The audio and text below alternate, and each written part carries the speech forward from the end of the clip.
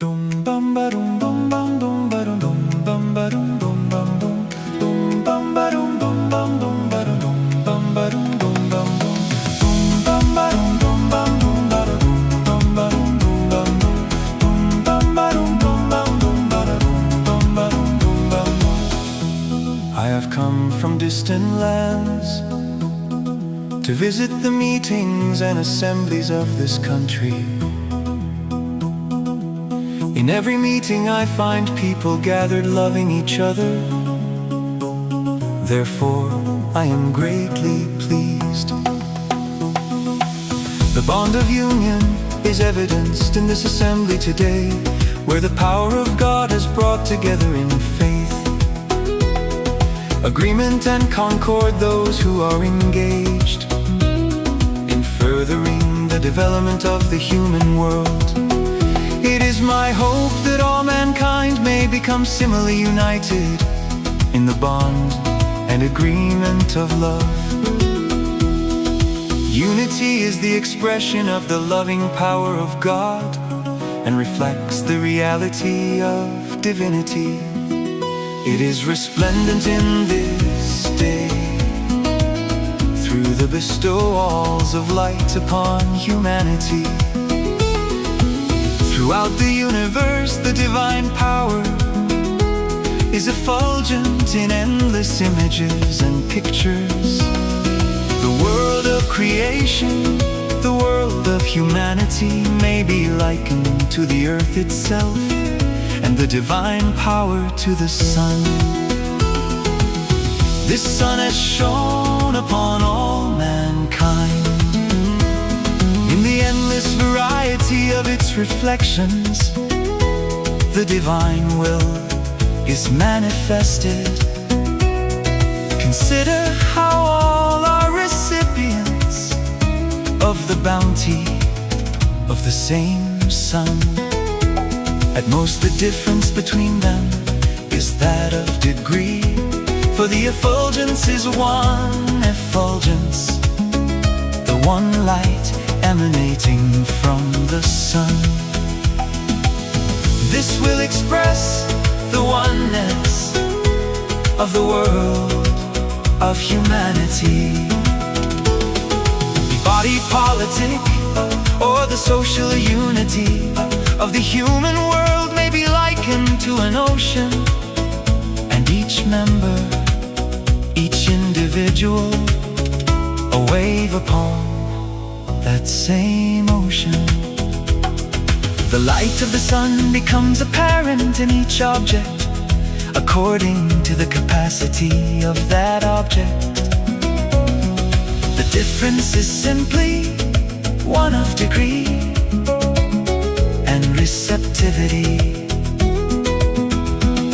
The stone would be a recipient only to a limited extent. Another created thing might be as a mirror, wherein the sun is fully reflected, but the same light shines upon both. The most important thing is to polish the mirrors of hearts in order that they may become illumined and receptive of the divine light.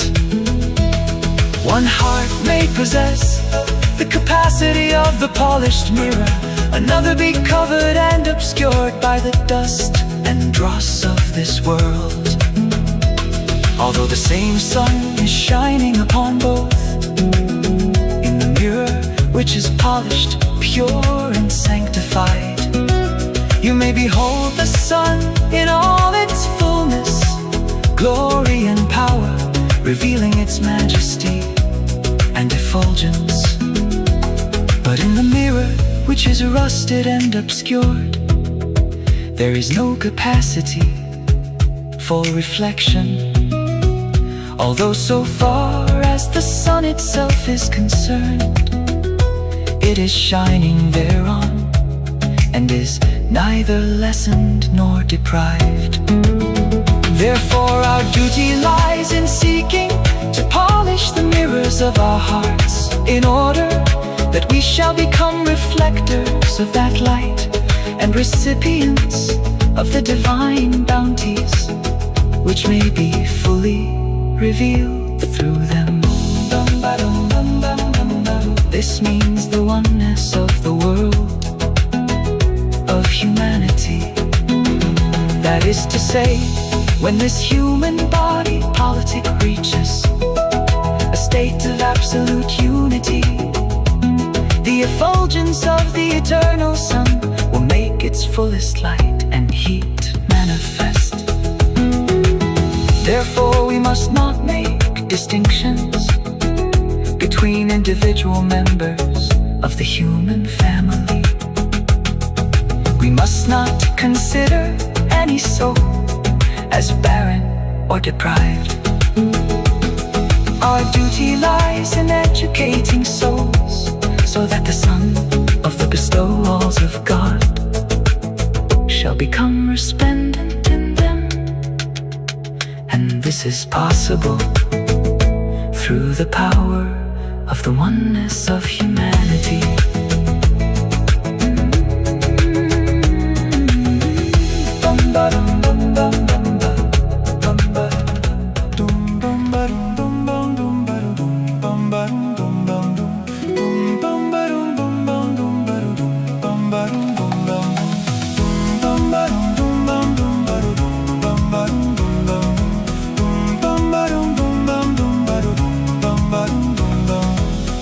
The more love is expressed among mankind, and the stronger the power of unity,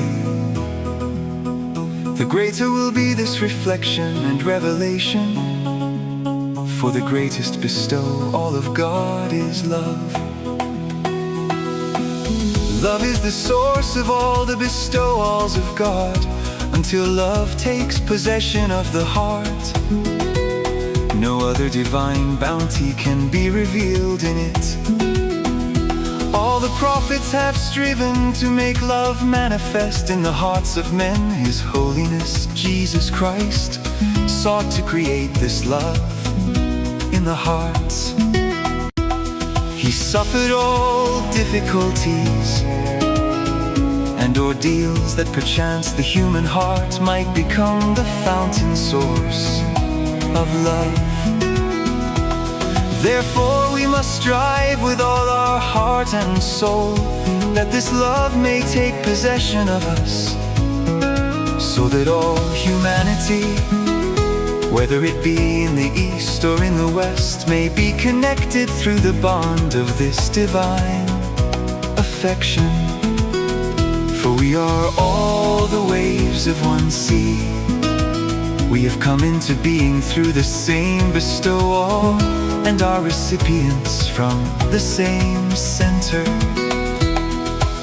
The lights of earth are all acceptable, but the center of effulgence is the sun, and we must direct our gaze to the sun. God is the supreme center.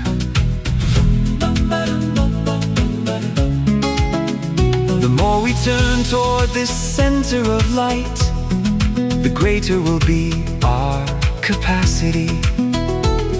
In the Orient there were great differences among races and peoples. They hated each other, and there was no association among them.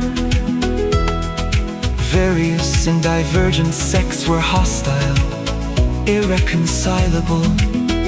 The different races were in constant war and conflict.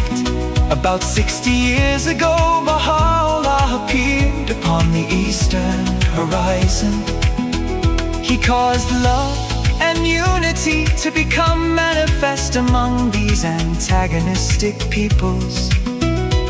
He united them with the bond of love. Their former hatred and animosity passed away. Love and unity reigned instead. It was a dark world, it became radiant. A new springtime appeared through him, for the sun of truth had risen again. In the fields and meadows of human hearts, variegated flowers of inner significance were blooming. and the good fruits of the kingdom of God became manifest. I have come here with this mission, that through your endeavors, through your heavenly morals, through your devoted efforts, a perfect bond of unity and love may be established between the East and the West, so that the bestowals of God may descend upon all, and that all may be seen to be the parts of the same tree, the great tree of the human family. For mankind may be likened to the branches, leaves, blossoms, and fruit of that tree. The favors of God are unending, limitless. Infinite bounties have encompassed the world. We must emulate the bounties of God, and just as each one of them, the bounty of life, for instance, surrounds and encompasses all, so likewise must we be connected and blended together until each part shall become the expression of the whole. Consider, we plant a seed, a complete and perfect tree appears from it, and from each seed of this tree another tree can be produced. Therefore the part is expressive of the whole, for this seed was a part of the tree, but therein potentially was the whole tree. So each one of us may become expressive, a representative of all the bounties of life to mankind. This is the unity of the world of humanity. This is the bestowal of God. This is the felicity of the human world, and this is the manifestation of the divine favor. I have come here with this mission, that through your endeavors, through your heavenly morals, through your devoted efforts, a perfect bond of unity and love may be established between the East and the West, so that the bestowals of God may descend upon all, and that all may be seen to be the parts of the same tree, the great tree of the human family. For mankind may be likened to the branches, leaves, blossoms, and fruit of that tree. I have come with this mission.